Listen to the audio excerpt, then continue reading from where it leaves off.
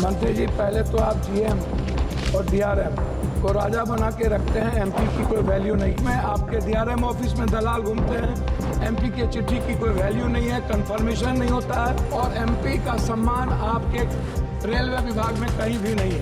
एक तो 11 सालों से रेलवे का एग्जाम नहीं हुआ, खाली भर्ती पड़ा हुआ है। कोई एग्जाम 11 सालों में नहीं हुआ, बैंकिंग की नहीं हुई। आप हमको बताइए ना, कैसा एग्जामिनेशन हुआ, कितना एग्जामिनेशन आपने ली? पप्पू यादव जी। मोदी जी, मंत्री जी से पहले आग्रह होगा कि मंत्री जी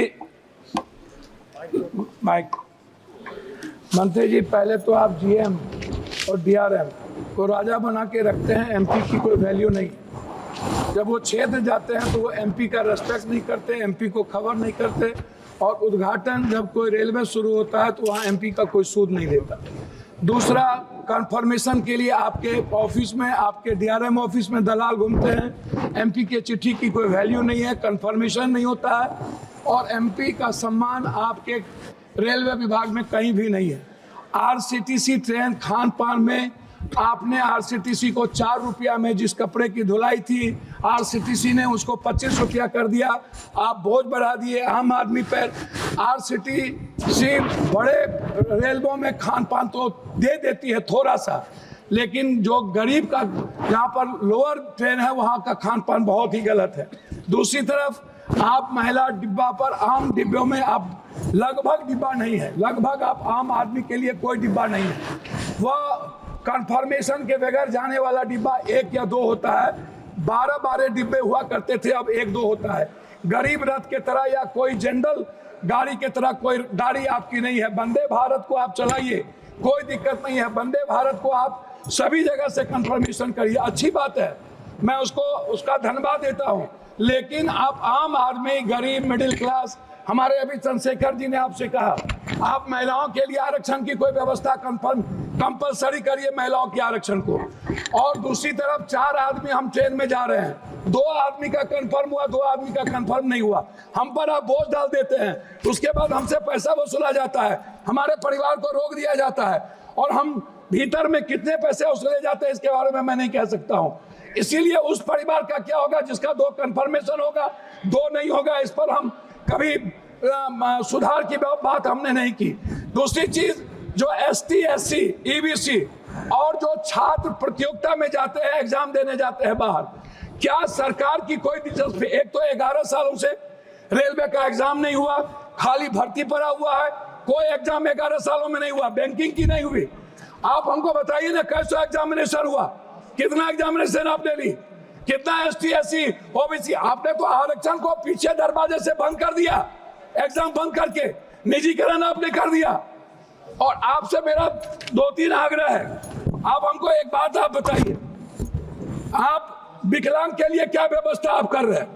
विशेष तौर पर महिलाओं के आरक्षण को कंपलसरी की बात मैंने आपसे कही, महिला सुरक्षा को लेकर के भर्ती की बात, ये सबसे ज्यादा और सबसे इंपॉर्टेंट है। आप विज्ञापन पर खर्च करते हैं, लेकिन आप दूसरों को पैसा देंगे, लेकिन बुजुर्गों के लिए और पत्रकार, जो श्रमजीवी पत्रकार है, आप बड़े मालिक को विज्ञापन देंगे, उसको खरीद लेंगे, लेकिन जो छोटे स्तर के पत्रकार है उसका क्या होगा? मैं मैडम खत्म करता हूं। यात्री भाड़ा और माल भाड़ा बढ़ाने के बाद भी आपका रेलवे घाटे में क्यों है? आपने डबल कर दी, ट्रिपल कर दिया, आपका घाटे में क्यों है? कोसी सीमांचल क्षेत्र में रेलवे कनेक्टिविटी को बढ़ाने पर मैं आपका ध्यान आकृष्ट करूंगा।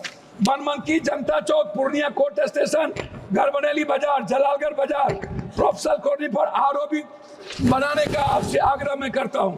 मध्य रेलवे के अधीन सहरसा में रेल मंडल, समस्तीपुर में आजादी के वक्त कांग्रेस के रीजन में हुई, सहरसा में एक रेल मंडल की स्थापना में आपसे आग्रह करता हूं कि उस जोन में कोसी सीमांचल के बीच, सुपौल के बीच में एक रेल मंडल होना आवश्यक है।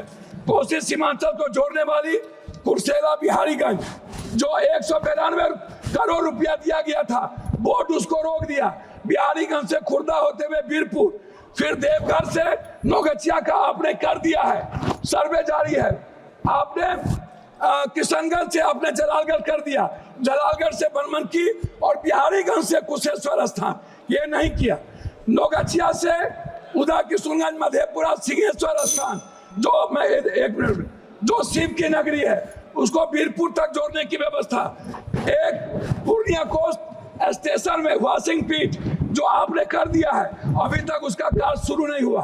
कुछ रेलवे को मैं एक आग्रह करना चाहूंगा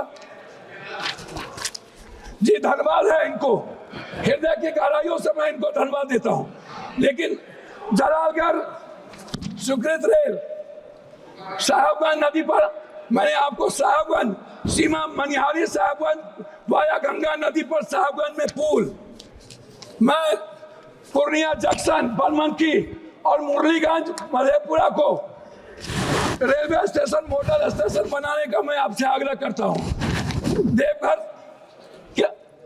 देवघर से रांची रेलवे नहीं है, रांची देवघर से रांची को जोड़ने का मैं आपसे आग्रह करता हूं। जलालगढ़ बनमनखी बिहारीगंज कुशेश्वर स्थान होते हुए दरभंगा आम एक जनरल बोगी 15,707, 15,708, 15,713, 15,714, 15,909, 15,910 को कटिहार से भाया पूर्णिया बनमनखी सहरसा चलाया जाए, ये मेरा आपसे आग्रह है। मेरा आग्रह एक बात अंतिम में है आपसे, प्लीज सर, एमपी विपक्ष के भी होते हैं, आप सम्मान करते हैं लेकिन काम नहीं करते।